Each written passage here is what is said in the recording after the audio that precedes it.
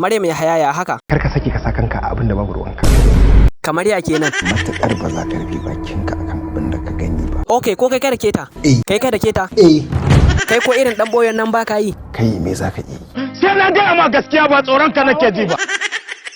Tabdi, to me yasa kada keta? Malaman kwarai cewa suka yi mai abin da muke so. Maryam Yahaya me yasa ya da keki? Saboda ya ma fi baba kuɗi. Kwantar da hankalinki za a rama miki. Duk bala'in da za ku yi Allah sai dai ku. Ina sharara maka fari wallahi. Adam ya zango.